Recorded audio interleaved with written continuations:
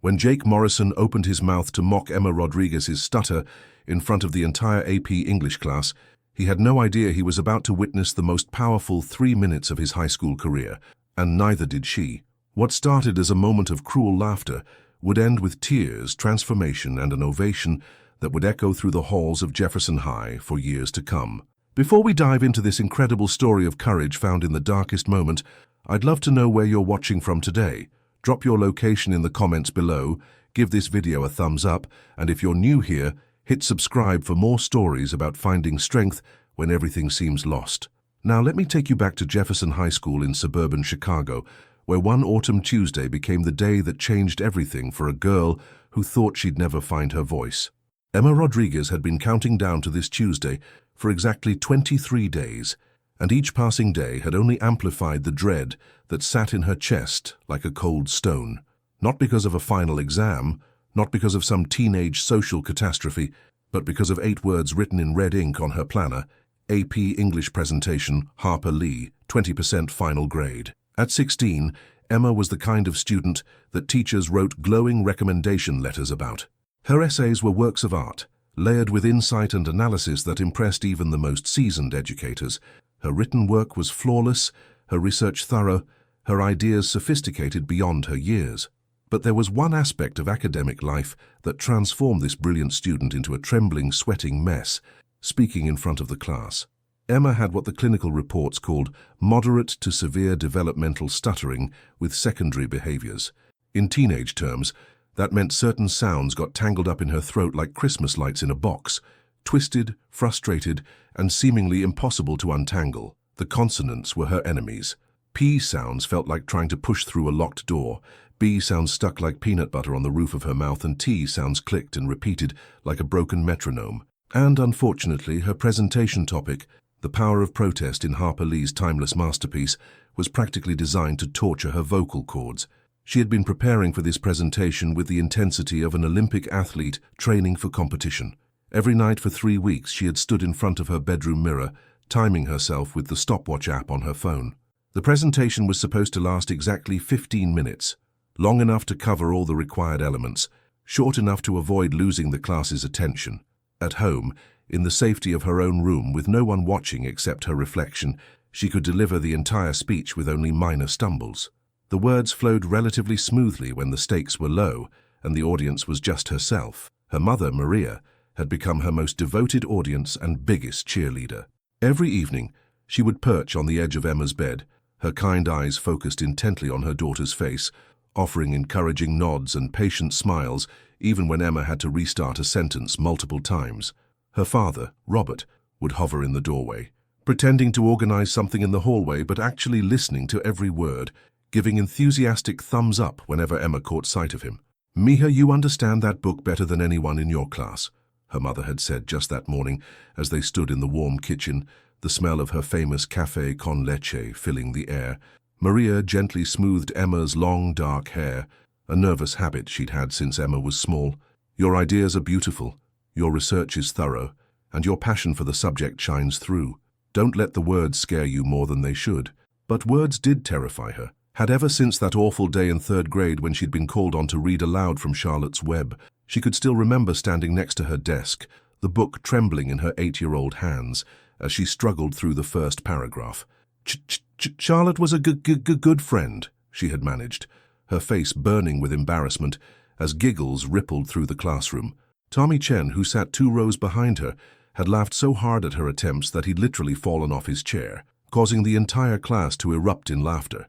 Even Mrs. Williams, who was normally kind, had struggled to contain her own smile. The memory still made Emma's stomach clench with shame 8 years later. Now, sitting in first period calculus, Emma's stomach performed nervous somersaults as she watched the digital clock above Mr. Peterson's whiteboard. 3 hours and 27 minutes until AP English. 3 hours and 26 minutes. She pressed her hand against her chest, feeling her heart hammering against her ribs like a caged bird desperate to escape. The irony wasn't lost on her that she was about to give a presentation about finding your voice and standing up for justice when she felt completely voiceless herself. Harper Lee's characters found courage in their darkest moments, spoke truth even when their voices shook with fear. Emma wondered if she'd ever find that kind of strength. Her best friend Zoe, who sat in the desk next to her, leaned over and whispered, "Stop looking at that clock every 30 seconds. You're going to be absolutely amazing today. I can feel it in my bones." Zoe had been Emma's closest friend since middle school, one of the few people who had never made Emma feel self-conscious about her speech patterns. Emma managed a weak smile and whispered back, "Easy for you to say. You gave your presentation last week and it was perfect." But inside, all she felt was that familiar dread rising like floodwater, threatening to drown her before she even got to the classroom. The rest of calculus passed in a blur of derivatives and limits that Emma couldn't concentrate on. Her mind kept drifting to the note cards sitting in her backpack, each one carefully written in her neat handwriting, each transition planned and practiced. She had backup plans for her backup plans, contingency strategies for every possible scenario she could imagine. Everything except the one thing she feared most. What would happen if the words simply refused to come out at all? The presentation had consumed Emma's entire existence for the better part of a month. While her classmates threw together last-minute PowerPoints the night before their assigned dates, Emma had approached this project like a dissertation defense. She had spent countless hours in the downtown Chicago Public Library, diving deep into civil rights history, studying protest movements from the 1930s through the present day, and analyzing how Harper Lee's fictional narrative connected to real-world social justice efforts. Her thesis was ambitious and personal, that Harper Lee hadn't just written a coming-of-age story set in Depression-era Alabama, but had created a sophisticated blueprint for moral courage that echoed through every major social justice movement of the past century. Emma had traced connections between Atticus Finch's quiet stand against racism and the bus boycotts, lunch counter sit-ins, and freedom rides that followed decades later. She had researched how the novel had been used as a teaching tool during the civil rights movement, how activists had quoted it in speeches and interviews. The visual component of her presentation was equally ambitious. Emma had created a timeline that stretched across 3 poster boards, complete with historical photographs she'd printed at Kinko's using her babysitting money. Images of real protesters holding signs, marching across bridges, sitting peacefully while angry crowds shouted at them. She had found quotes from civil rights leaders who had referenced the novel, had tracked down interviews with Harper Lee herself discussing her intentions for the book. But despite all this preparation, despite knowing her material backwards and forwards, Emma couldn't escape the reality of what would happen when she opened her mouth to speak. The power of protest, she had practiced over and over in her bedroom, her reflection staring back with increasingly frustrated eyes. The words felt like marbles rolling around her mouth, refusing to line up in any sensible order. Her parents had been investing in speech therapy since Emma was 8 years old. Twice a week, every Tuesday and Thursday after school, Maria would drive Emma across town to Ms. Garcia's office, a warm, comfortable space filled with mirrors, recording equipment, and motivational posters about famous people who had overcome speech difficulties. Ms. Garcia was patient and encouraging, armed with breathing techniques, visualization exercises, and what she called fluency-shaping strategies. "Remember, Emma," Ms. Garcia had said during their session the previous Friday, her kind face serious as they worked through Emma's presentation together, "your stutter is just one part of how you communicate. It doesn't diminish your intelligence, your insight, or your worth as a person. Some of the greatest minds in history had speech difficulties. Winston Churchill, James Earl Jones, Emily Blunt. What matters is your message, not the speed or smoothness of your delivery." Emma had nodded dutifully, but she knew Ms. Garcia had never been 16 years old, standing in front of 29 classmates that included Jake Morrison, the boy who had made her freshman year a living hell with his casual cruelty disguised as humor. Ms. Garcia had never felt the particular torture of adolescent social hierarchies, where any perceived weakness became ammunition for those who thrived on others' discomfort. Jake wasn't the stereotypical movie bully with obvious aggression and threats of physical violence. He was far more dangerous than that. He was charming when adults were around, quick-witted enough to have a solid circle of friends who laughed at his jokes, and academically successful enough to maintain his place in advanced placement classes. But Jake had a special talent for identifying people's vulnerabilities and poking at them with surgical precision, just hard enough to cause real pain without crossing any lines that would get him in serious trouble with teachers or administrators. Emma's stutter was like a neon sign flashing "Target here," whenever Jake was in the mood to entertain his friends. He had perfected the art of the barely audible snicker, the meaningful glance shared with his buddies, the innocent-sounding question designed to make her stumble over her words. "Hey, Emma, can you repeat that? I didn't quite catch what you were trying to say," always delivered with a smile that could be interpreted as helpful if any adults were listening. The morning of the presentation, Emma's father had made the unusual decision to drive her to school instead of letting her take her normal bus route. "You've got this, sweetheart," he had said, his warm brown eyes meeting hers in the rearview mirror as they sat in the parking lot for a moment before she got out. "Whatever happens in that classroom today, remember that you're brave just for walking in there and trying. That's more courage than most people show in a month." But as Emma walked through the familiar hallways of Jefferson High, her carefully prepared note cards clutched in her increasingly sweaty palm, brave was the absolute last thing she felt. She felt exposed, vulnerable, like she was walking into battle without any armor to protect her from what was coming. The burgundy sweater she had chosen, the one that always made her feel confident during family gatherings, now felt like a costume she was wearing to perform a role she wasn't ready for. The presentation materials felt heavy in her backpack, the poster boards, the stack of note cards, the backup copies of everything in case of disaster, all of it representing weeks of work, research, and preparation that could be undone in a few moments of stuttered words and nervous laughter from her classmates. As she approached Mrs. Patterson's classroom, Emma took a deep breath and tried to channel some of the courage that Harper Lee's characters had shown in their fictional but no less challenging circumstances.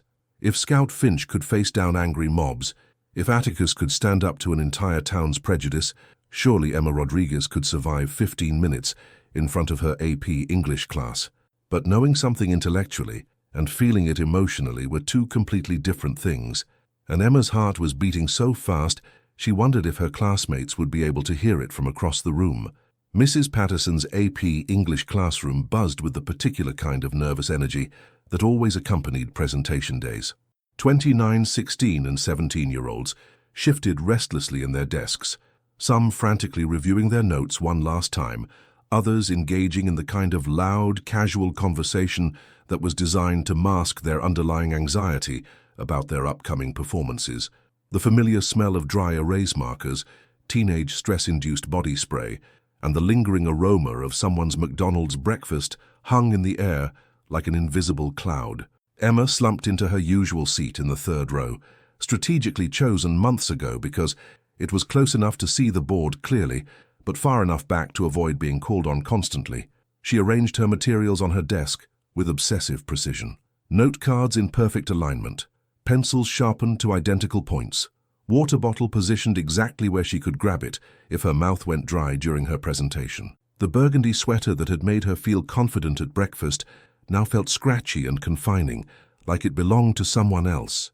Mrs. Patterson stood at the front of the room consulting her clipboard, her reading glasses perched on the end of her nose as she made final notations about the day's schedule. She was one of the few teachers at Jefferson High who had never made Emma feel ashamed or embarrassed about her stutter. When Emma occasionally stumbled over words during class discussions, Mrs. Patterson would simply wait patiently, never finishing her sentences or rushing her along, treating her speech patterns as normal and unremarkable. "All right, class," Mrs. Patterson announced, her voice cutting through the nervous chatter and bringing the room to attention. "We have 8 presentations scheduled for today, and I want to remind everyone that each of you has a strict 15-minute time limit. I'll be keeping track." She tapped her stopwatch meaningfully. "Remember, these presentations account for 20% of your semester grade, so I expect your best effort and your full attention as audience members." Emma's stomach performed another series of nervous flips as she scanned the list of presenters that Mrs. Patterson had written on the whiteboard. She was 6th on the list, not early enough to get it over with quickly, but not late enough to have time to calm down as the day progressed. It was the worst possible position, right in that terrible middle ground where anticipation had time to build into full-blown panic. The first presenter was Marcus Washington, a basketball player whose easy confidence on the court translated seamlessly into public speaking. He strode to the front of the room with his shoulders back and his head held high, launching into his analysis of symbolism in To Kill a Mockingbird with the same natural authority he showed when calling plays during games. Emma watched enviously as words flowed from his mouth like water, smooth and effortless, his gestures natural and engaging. And that's why the mockingbird serves as such a powerful metaphor for innocence destroyed by evil, Marcus concluded 15 minutes later, his presentation having covered every required element with time to spare. The class applauded politely, and Mrs. Patterson made appreciative notes on her evaluation sheet. Next up was Sarah Chen, Tommy's older sister from elementary school, though she couldn't have been more different from her brother who had tormented Emma years earlier. Sarah was quiet and thoughtful, the kind of student who rarely spoke in class, but always had insightful things to say when she did contribute. Her presentation focused on moral courage and the development of conscience, delivered in a soft but crystal-clear voice that somehow commanded more attention than Marcus's natural showmanship. Atticus tells Scout that you never really understand a person until you consider things from his point of view, until you climb inside of his skin and walk around in it, Sarah said, her dark eyes serious as she looked around the room. I think this is Harper Lee's central message about empathy and human understanding. Emma found herself genuinely engaged by Sarah's analysis, momentarily forgetting her own upcoming performance. As each student presented, Emma's anxiety ratcheted progressively higher. Third was Jessica Martinez, whose presentation on the theme of social inequality was well researched, but delivered in a monotone that made Emma feel slightly better about her own speaking abilities. Fourth was David Kim, who had clearly procrastinated and was obviously improvising large portions of his analysis, stumbling through a barely coherent discussion of narrative structure. Fifth was Amy Thompson, whose presentation on gender roles in the novel was passionate and well-argued, delivered with the confidence of someone who had never questioned her right to take up space in the world or doubted that people would listen to what she had to say. And then Mrs. Patterson called Jake Morrison's name. Jake swaggered to the front of the classroom with his signature cocky grin, the same expression he wore when he made jokes at other people's expense or when he'd successfully gotten under someone's skin.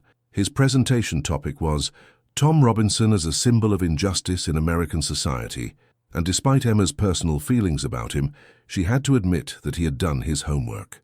He spoke with the casual authority that seemed to come naturally to boys like him, boys who had never doubted their right to be heard, who had never questioned whether their voices mattered, who had never experienced the particular humiliation of having their words used against them. Tom Robinson represents not just one innocent man destroyed by a racist system, but all the innocent victims of prejudice throughout American history, Jake said, his voice carrying easily to every corner of the room. Harper Lee uses his character to show us that sometimes the system is so broken that individual goodness isn't enough to fix it. It was actually a sophisticated analysis, delivered with polish and confidence.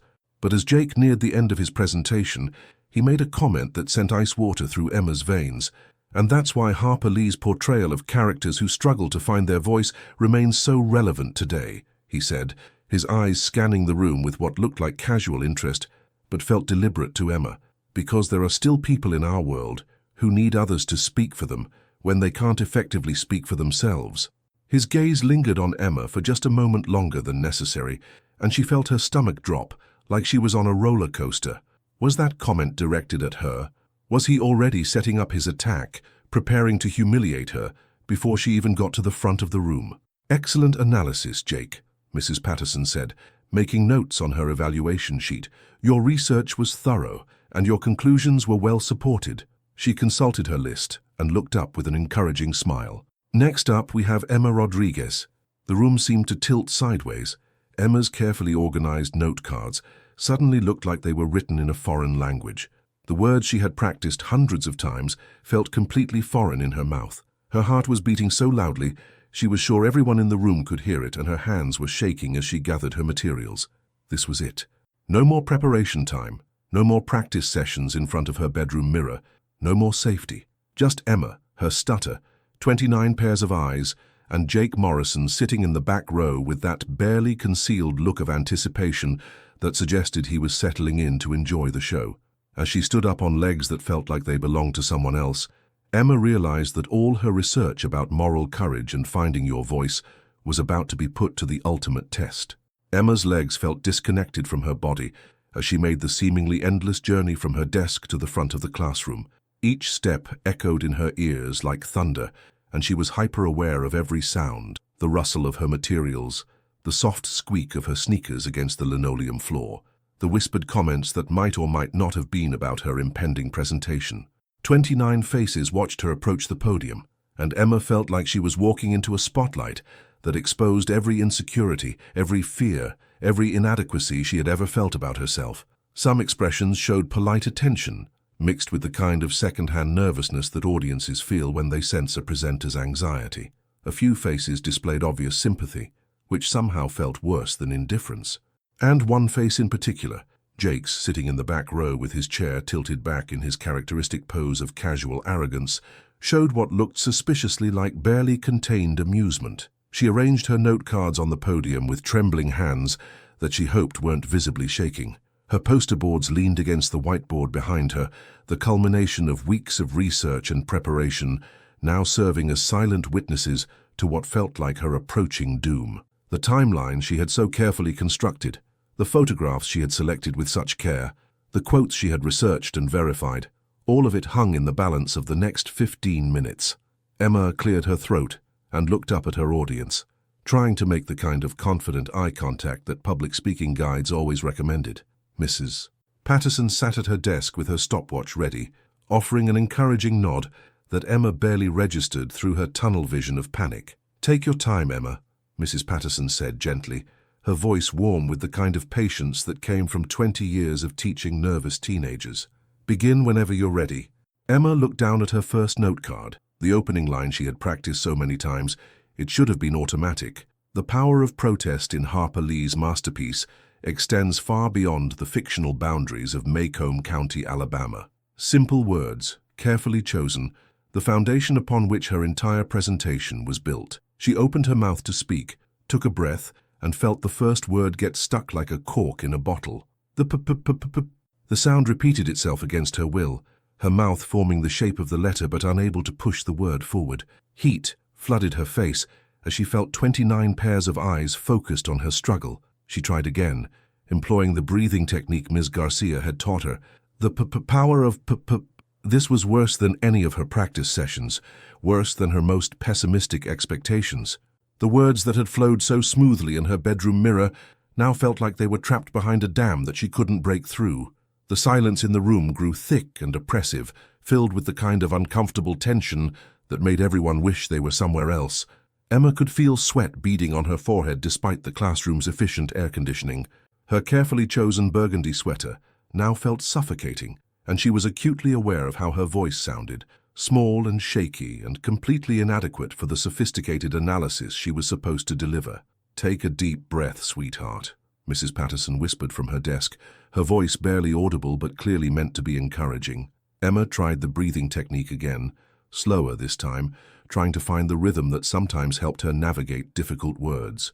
In through the nose, out through the mouth, find the center, trust the process. The power of protest in Harper Lee's masterpiece extends beyond... She was getting some words out now, but her voice sounded weak and uncertain, nothing like the confident presentation she had envisioned.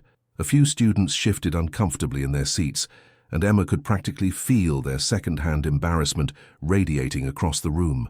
This was exactly the nightmare scenario she had feared, the one that had kept her awake the night before, playing out in real time in front of everyone she had to see every day for the rest of the school year.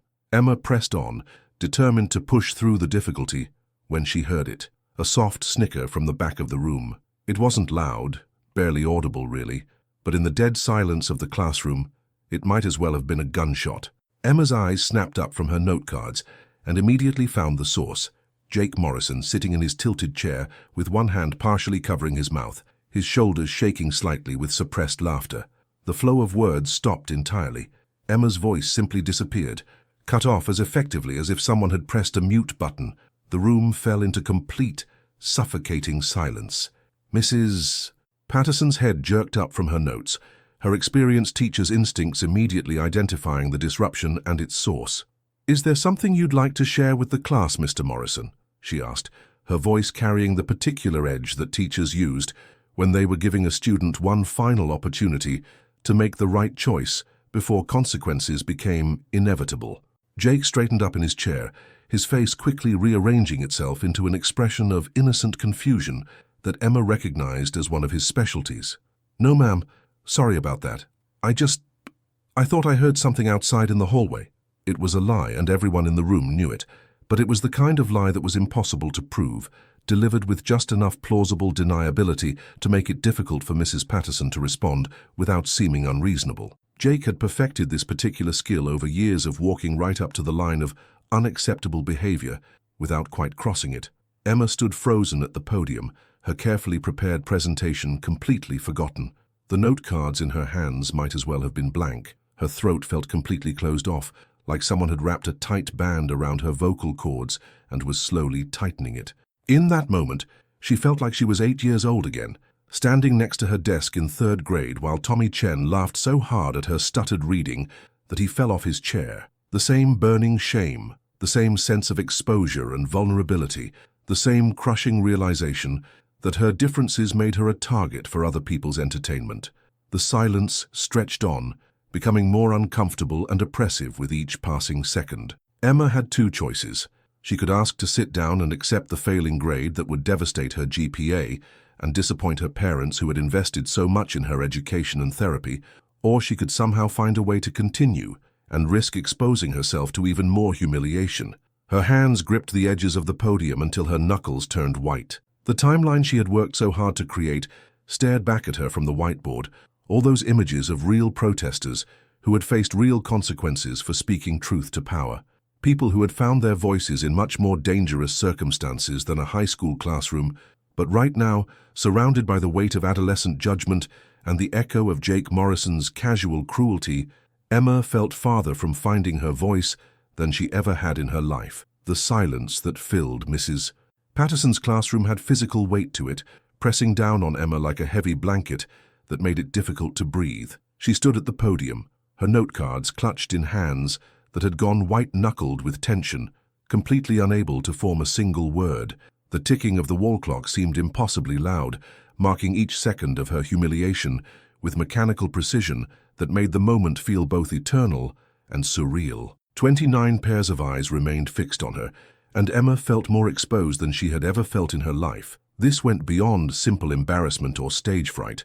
This was the complete dissolution of her sense of self, the reduction of 16 years of intelligence, preparation, and academic achievement to a single moment of stuttered vulnerability that had been met with mockery. Jake Morrison sat in the back row, his expression now carefully neutral, but Emma could see the satisfied glint in his dark eyes. He had accomplished exactly what he'd set out to do, reduce her to silence with nothing more than a barely audible snicker and a plausible lie. He had found her most vulnerable point and pressed it with the precision of a surgeon, knowing exactly how much pressure to apply to cause maximum damage without getting himself in trouble. Mrs. Patterson rose from her desk, her face showing a mixture of genuine concern and barely controlled anger. Her 20 years of teaching experience had made her an expert at reading classroom dynamics, and she clearly understood what had just happened, even if she couldn't prove it. "Emma, would you like to take a moment to collect yourself? We can—" "Fine," Emma managed to whisper, though the words came out so quietly that students in the front row had to lean forward to hear them. She was anything but fine. She was drowning in front of everyone she knew, and the life preserver being offered felt like an admission of complete defeat. She looked down at her first note card again, the opening sentence that had seemed so powerful and sophisticated when she'd written it weeks ago. The power of protest in Harper Lee's masterpiece. How could she possibly talk about power when she felt so completely powerless? How could she discuss the importance of finding your voice when hers had abandoned her entirely? The irony wasn't lost on her.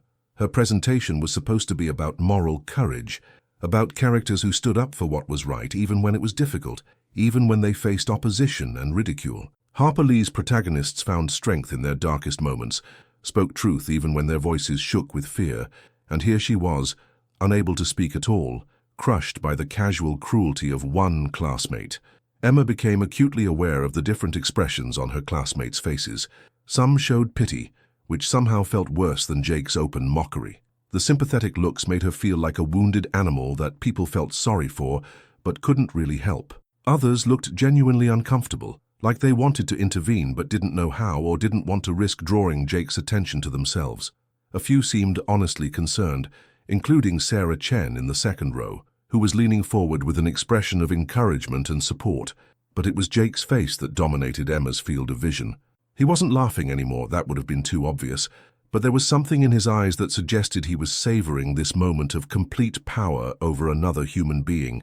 He had found her weakest point and pressed it with surgical precision, and now he was watching the results of his handiwork with the satisfaction of someone who had perfectly executed a plan. Emma's mind raced through her limited options, each one seeming worse than the last. She could ask to postpone the presentation, but that would mean enduring this same torture again on another day, with the added humiliation of everyone knowing she had failed the first time. She could sit down right now and accept a failing grade, which would devastate her GPA and disappoint her parents, who had spent thousands of dollars on speech therapy and countless hours encouraging her to persevere. Or she could somehow find a way to continue, knowing that every word might be met with more barely concealed laughter, and that her nervousness would likely make her stutter even worse. Her hands shook as she gripped the podium, trying to anchor herself to something solid in a world that suddenly felt completely unstable. The burgundy sweater that had made her feel confident that morning now felt like it was suffocating her, and she could feel sweat beading on her forehead, despite the classroom's aggressive air conditioning. Behind her, the timeline she had spent weeks creating seemed to mock her current situation. All those photographs of real protesters who had faced police dogs and fire hoses, who had risked their lives to speak truth to power, who had found their voices in circumstances far more dangerous than a suburban high school classroom. What would they think of her inability to speak up for herself in this relatively safe environment? Mrs. Patterson took a step closer to the podium, her voice gentle but firm. "Emma, there's absolutely no shame in—" "No," Emma said, the word coming out more forcefully than she had intended, surprising both herself and her teacher. I need to do this." She wasn't entirely sure where that came from, whether it was stubborn pride, desperation, or some deep reservoir of determination she hadn't known existed. But something fundamental had shifted inside her. Maybe it was the realization that sitting down now would mean Jake Morrison had won completely. Not just this battle, but the entire war. Maybe it was the thought of facing her parents that evening and having to explain why she had given up. Or maybe it was something deeper, some connection to all those protesters on her timeline who had faced much worse opposition and had kept speaking anyway. Whatever it was, Emma felt a small flame of defiance begin to burn in her chest, barely visible but definitely present. She looked out at her classmates again, this time not with shame, but with something that might have been the beginning of determination. The next few moments would determine not just her grade in AP English, but how she saw herself for the rest of her life. Was she going to be the girl who let bullies silence her, or was she going to find some way to speak her truth, even if her voice shook while she did it? Just as Emma was gathering what little courage she could find to attempt her presentation again, something completely unexpected happened that would change the entire trajectory of the next few minutes.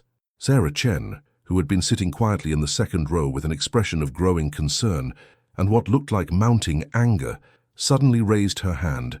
"Mrs. Patterson?" Sarah's voice was soft but clear, carrying a note of determination that made everyone in the room turn to look at her. "Could I ask Emma a question about her topic? Sometimes when I'm nervous during presentations, it helps me to start with a discussion instead of jumping straight into a formal speech."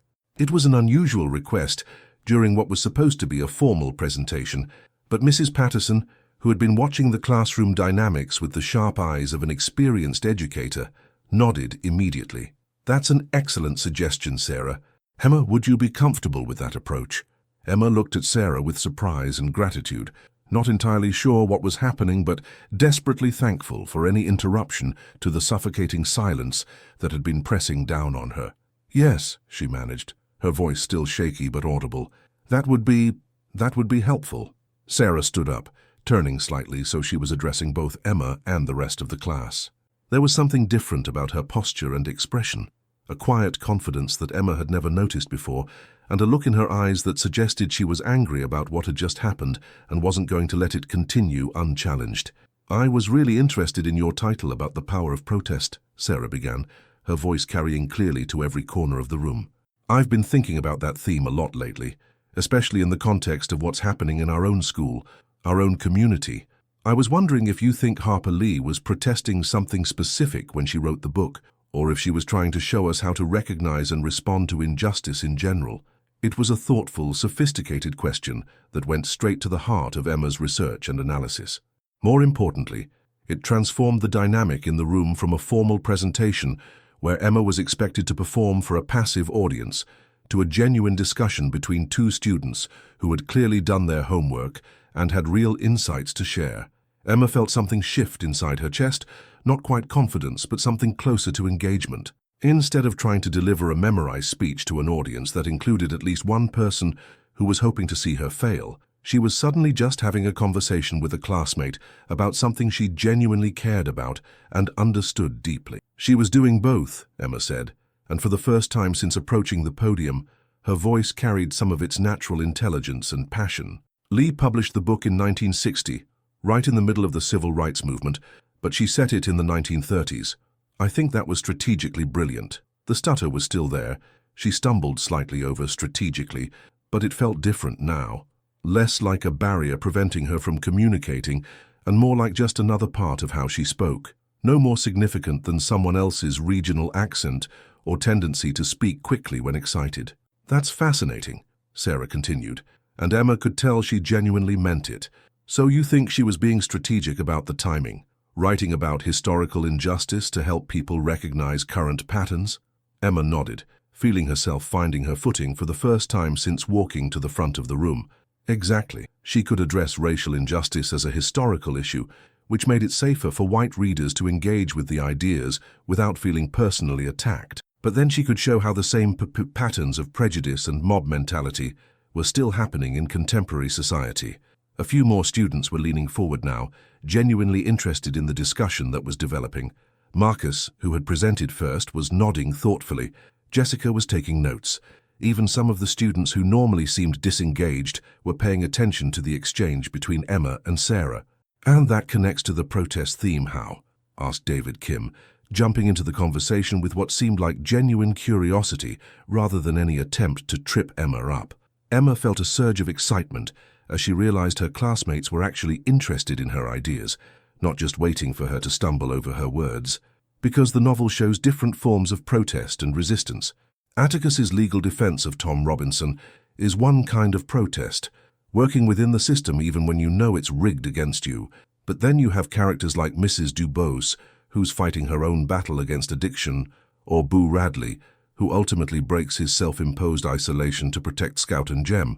She was speaking more fluently now, her passion for the subject overriding her self-consciousness about her speech patterns. The words weren't flowing perfectly. She still had to navigate around certain sounds, but her ideas were coming through clearly. "So you're saying the book is teaching us that there are multiple ways to stand up for what's right?" Sarah asked, and Emma could see genuine intellectual engagement in her eyes. "Yes, and that sometimes the most important protests happen in small moments, not just big public demonstrations," Emma replied, feeling more confident with each exchange. Like when Scout refuses to fight the kids who call her father names, or when Jem stands up to Mrs. Dubose, even though she's cruel to him. But then Jake Morrison's voice cut through the growing engagement and energy in the room, like a knife through silk. "This is all very interesting," he said, his tone carrying just enough edge to make everyone turn to look at him. "But are we going to turn every presentation into a group discussion?" Some of us actually prepared formal speeches and followed the assignment guidelines. There was something in his voice that went beyond simple concern about classroom procedures. Emma could hear the irritation, the displeasure that his moment of triumph was being diluted by Sarah's intervention and the genuine intellectual discussion that was developing. He was annoyed that the humiliation he had orchestrated was being transformed into something else entirely. Mrs. Patterson's eyes narrowed as she looked at Jake, and Emma could see her teacher's growing understanding of the dynamics that had been playing out in her classroom. "Mr. Morrison, classroom discussions that deepen our understanding of the literature are always welcome and appropriate. I think Sarah's questions are helping Emma explore her thesis in a more thorough way." Emma felt a surge of gratitude toward Mrs. Patterson, but she also felt something else rising inside her, a growing anger at Jake's attempt to shut down the one moment when she had started to find her voice and connect with her classmates. "Actually," Emma said, her voice clearer and stronger than it had been all day, "I'd like to respond to Jake's comment directly." The room went very quiet. Even Jake looked surprised that she was addressing him head-on instead of shrinking away from confrontation. Emma looked directly at him for the first time since the presentation had begun, and when she spoke, her voice carried a note of steel that surprised everyone in the room, including herself. "You're right that this isn't following traditional presentation format," she said. her stutter present but not overwhelming her message. But I think that's actually perfect, because it demonstrates exactly what my presentation is about, finding different ways to speak truth and stand up for what matters. She was completely off script now, but somehow that felt liberating rather than terrifying. The note cards she had prepared so carefully were forgotten, as she spoke from her heart about something that had suddenly become much more personal than literary analysis.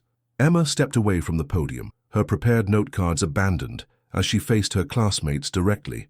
For the first time since walking to the front of the room, she felt like she had something urgent and important to say, not just an assignment she was required to complete for a grade. My presentation was supposed to be about the power of protest in To Kill a Mockingbird, she said, her voice gaining strength and clarity with each word. But standing here right now, I realize I've been living the exact opposite of everything I researched and wrote about. The classroom was completely silent now, but it was a different kind of silence than the uncomfortable quiet that had followed Jake's mockery. This was the focused attention of people who sensed something important was happening, something real and unscripted that went beyond the typical classroom routine. Emma looked around the room, making deliberate eye contact with her classmates. She could see surprise on some faces, curiosity on others, and on a few faces, including Mrs. Patterson's, something that looked like pride and anticipation.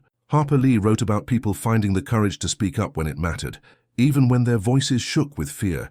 She wrote about standing up for what's right, even when it's scary, even when you know you might face ridicule or rejection. Emma's voice was growing stronger with each sentence, her passion for the subject overriding her anxiety about her speech patterns. The stutter was still there. She had to navigate around certain consonants, had to pause occasionally to find her rhythm, but it had become secondary to her message. When she stumbled over a P sound, she simply took a breath and continued, not letting it derail her train of thought or diminish the power of what she was saying. Atticus Finch tells Scout that real courage isn't a man with a gun in his hand, but when you know you're licked before you begin, but you begin anyway and see it through no matter what. I've been thinking about that quote for weeks while I prepared this presentation, but I never thought to apply it to my own life. Emma turned slightly to look directly at Jake Morrison, and the satisfied smirk that had been playing around his lips since the beginning of her presentation had completely disappeared. In its place was something that might have been discomfort, or possibly shame, though Emma couldn't be sure. See, I've spent most of my high school career letting my fear of being mocked stop me from speaking up about things that really matter. Not just in formal presentations like this one, but in everyday life. I've watched people be cruel to others and stayed silent because I was afraid that if I spoke up, I'd become the target. She was thinking of all the times she had witnessed casual cruelty in the hallways, in the cafeteria, in classrooms when teachers weren't paying attention. All the moments when she had seen students like Jake pick on classmates who were different, who were vulnerable, who didn't fit into the narrow definitions of what was considered acceptable or normal. Times when she had stayed silent, not out of indifference, but out of terror that drawing attention to herself would make her the next victim. But Harper Lee shows us that silence in the face of injustice isn't just cowardice, it's complicity. When Scout doesn't understand why her father is defending Tom Robinson, Atticus tells her that you can't really understand a person until you consider things from their point of view, until you climb inside their skin and walk around in it. Emma's voice was resonating with conviction now, clear and passionate despite the occasional stutter. She could see that her classmates were really listening, not just waiting for her to finish so they could move on to the next presentation. I think some people in this room need to spend more time walking in other people's shoes. They need to understand what it feels like to be mocked for something you can't control.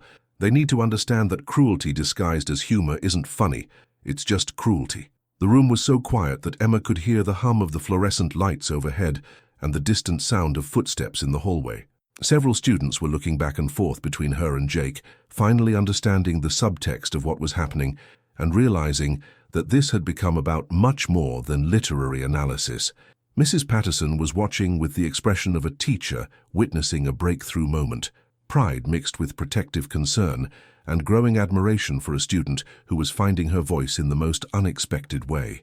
"I want to tell you all something I've never said out loud in a classroom before," Emma continued, taking a deep breath and making a decision that surprised even her. Something that connects directly to what Harper Lee was trying to teach us about courage and authenticity. She paused for a moment, gathering her thoughts and her courage for what she knew would be the most important part of her presentation, the part that would either connect with her audience in a meaningful way or expose her to even greater ridicule. I have a severe stutter. Obviously, you all know that. It's not exactly something I can hide. What you might not know is that I've been in speech therapy since I was 8 years old, twice a week, every week for the past 8 years. What you definitely don't know is that every single time I have to speak in public, I spend days having nightmares about it. Emma could see surprise on many faces, and something that looked like new understanding. Even students who had known her for years were learning something about her experience that they had never considered. I practice every presentation in front of my bedroom mirror for weeks. I time myself obsessively. I prepare for every possible scenario I can imagine. My parents spend money we don't really have on therapy sessions because they believe in my potential. My mom drives me to school on presentation days because she knows I'll be too anxious to concentrate on the bus. And you know why all of that is necessary?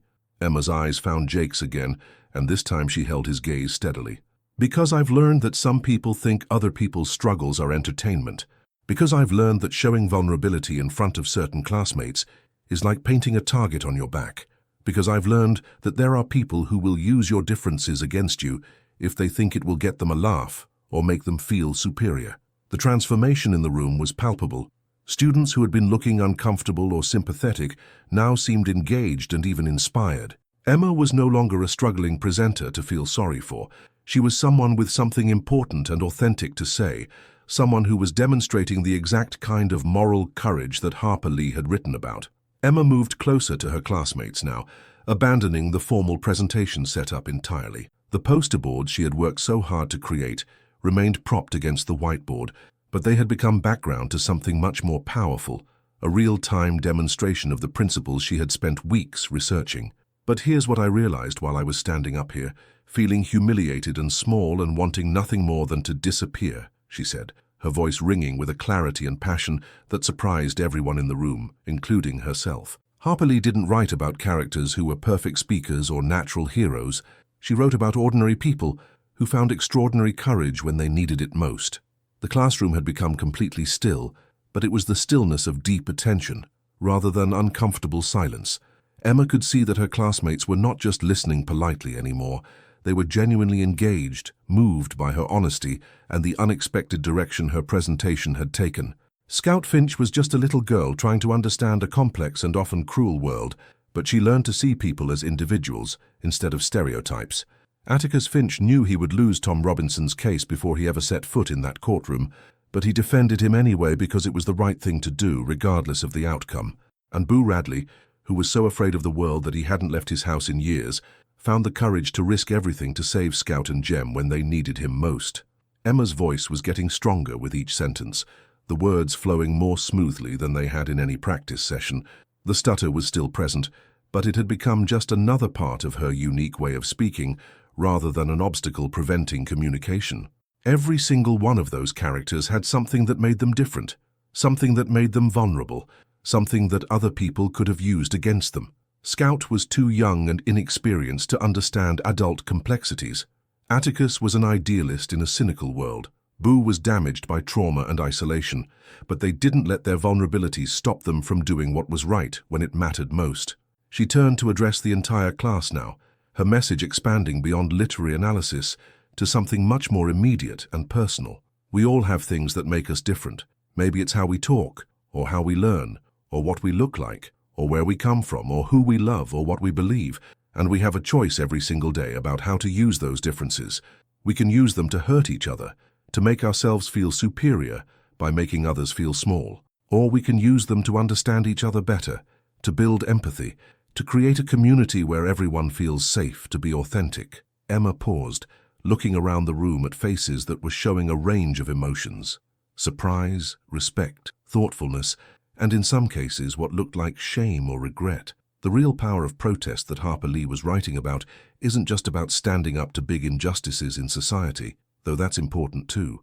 It's about having the courage to stand up in your everyday life, in your classroom, in your friend group, when you see someone being treated unfairly. It's about refusing to let cruelty become normal or acceptable, even when it's disguised as humor or dismissed as just joking around. Emma's eyes found Jake Morrison's face again, and she could see that the cocky confidence he had displayed earlier was completely gone. He was looking down at his desk, his face flushed with what appeared to be genuine shame or discomfort.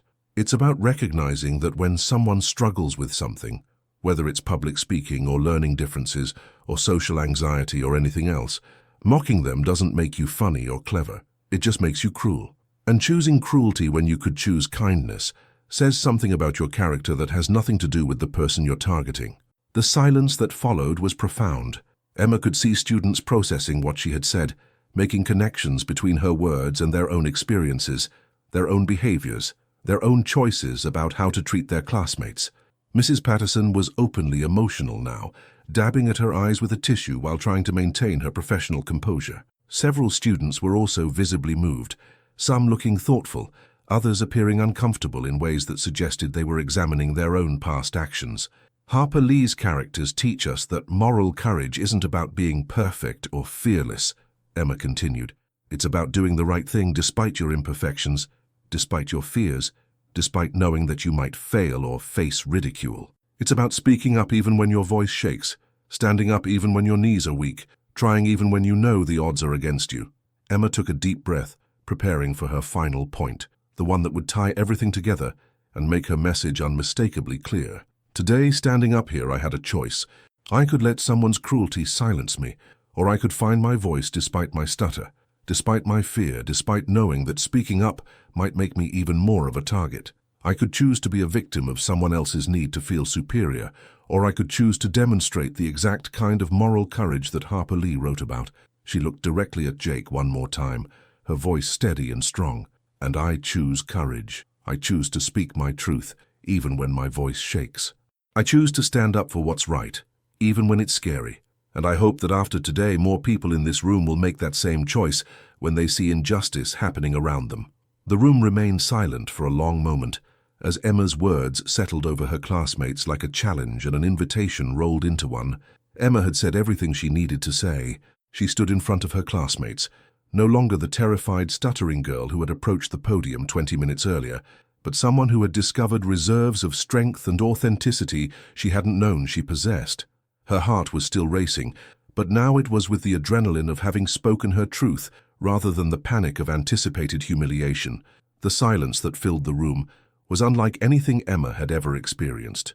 It wasn't the uncomfortable quiet of people waiting for an awkward moment to pass, or the polite pause before obligatory applause.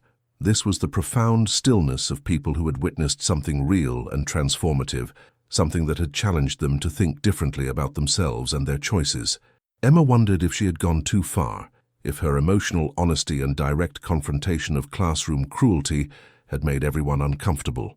Maybe she should have stuck to her prepared remarks about symbolism and historical context, maybe turning her presentation into a personal statement about bullying and moral courage had been a mistake that would make her even more of an outsider than she already was. Then Sarah Chen began to clap. It started as slow, deliberate applause, the kind that comes from genuine appreciation and respect, rather than mere politeness or social obligation. Sarah was looking directly at Emma with an expression that combined admiration, gratitude, and something that looked like fierce pride. Her applause was measured and meaningful, clearly intended to show that Emma's message had not only been heard, but had resonated deeply. Within seconds, Marcus Washington joined in, his large hands creating a steady rhythm as he nodded approvingly. "That was real talk," he said quietly, his voice carrying clearly in the still classroom. "That took guts." The applause began to spread like ripples in a pond. Jessica Martinez was clapping and wiping tears from her eyes. David Kim, who had seemed disengaged during most presentations, was on his feet, applauding with obvious enthusiasm. Amy Thompson was clapping while nodding thoughtfully, as if Emma's words had given her new insight into her own experiences. One by one, more students joined the applause. The girl who sat behind Emma in most classes and had never spoken to her was clapping with tears streaming down her face.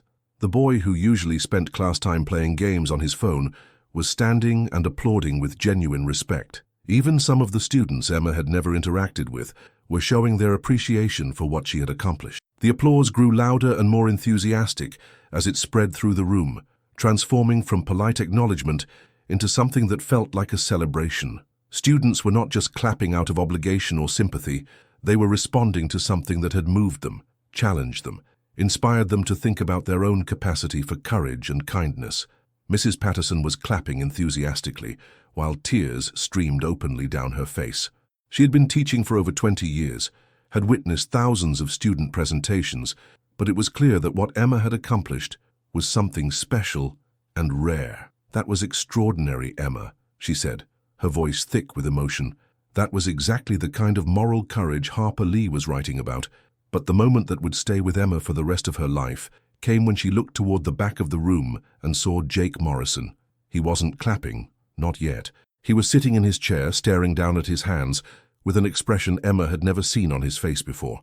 The cocky confidence, the casual cruelty, the easy superiority that usually characterized his demeanor were completely absent, replaced by something that looked like genuine shame and self-reflection. Slowly, Jake raised his eyes to meet Emma's. What she saw there wasn't anger or resentment at being called out, but something deeper and more complex. It looked like the uncomfortable recognition of someone who had been forced to confront the impact of his actions and didn't like what he discovered about himself. Then, gradually, Jake raised his hands and began to clap. It wasn't enthusiastic applause. It was measured, thoughtful, the kind of clapping that acknowledged not just Emma's courage, but perhaps his own need for change. His applause seemed to carry an apology that he wasn't yet ready to voice publicly, but that was nonetheless real and meaningful. As the applause continued, Emma felt something she had never experienced before in a classroom setting, the complete acceptance and appreciation of her peers, not despite her stutter, not in spite of her differences, but because she had found the courage to be authentically herself and to stand up for principles that mattered. She had transformed her greatest vulnerability into her greatest strength. The applause lasted nearly 2 full minutes, longer than any other presentation that day, longer than most presentations in the entire semester. When it finally began to die down, Emma realized that several of her classmates were openly emotional, and many were looking at her with new respect and understanding. "Thank you, Emma," Mrs. Patterson said, her voice still thick with feeling. "That presentation will stay with me for a very long time. You've given us all something important to think about." As Emma gathered her materials and prepared to return to her seat, she was surprised by what happened next. Students she barely knew were approaching her, wanting to shake her hand or share their own experiences with being different or feeling vulnerable. The presentation had opened up conversations that went far beyond the assignment requirements. But the interaction that meant the most came as she reached her desk. Jake Morrison had gotten up from his seat in the back row and was walking toward her, while the entire class watched with curiosity and anticipation. The room fell quiet again as he approached. "Emma," he said, his voice quiet enough that only she and a few nearby students could hear clearly, "I owe you a real apology. What I did today, what I've done before, was wrong. There's no excuse for it, and I'm sorry." Emma looked at him carefully, searching his face for any sign that this was just another performance designed to get him out of trouble. But what she saw was a teenage boy who had been forced to examine his own behavior and had found it wanting. His apology seemed genuine, accompanied by the kind of discomfort that comes from real self-awareness. "Thank you," Emma said simply. "That means a lot." As Jake returned to his seat, Emma realized that something fundamental had shifted in the classroom dynamics. Her willingness to be vulnerable, to name the cruelty she had experienced, and to connect it to larger themes of justice and human dignity, had created space for authentic human connection and growth. The presentation that had begun as her worst nightmare had become the moment she truly found her voice, not just as a student required to complete an assignment, but as a person willing to speak truth to power, to stand up for what was right, and to demonstrate that courage could emerge from the most unlikely places. When the bell rang to end class, students lingered, many wanting to continue the conversations Emma had started. Several approached her to share their own stories of feeling different or excluded, others to thank her for saying things they had never had the courage to say themselves. As Emma packed up her materials, she thought about what she would tell her parents that evening. For the first time in her academic career, she was actually excited to talk about a presentation. She had learned that courage wasn't about speaking perfectly or fitting in seamlessly. It was about speaking your truth, even when your voice shook, even when you felt afraid, even when you weren't sure how people would respond. She had discovered that sometimes, when you find the courage to be authentically yourself and to stand up for what matters, amazing things can happen. Sometimes the whole room stands up and claps. Sometimes hearts and minds are changed. Sometimes the person who hurt you finds the courage to apologize and grow. And sometimes, in the space of 20 minutes, A girl who thought she'd never find her voice discovers that she's had it all along. She just needed the right moment, the right cause, and the right amount of courage to let it ring out clear and true.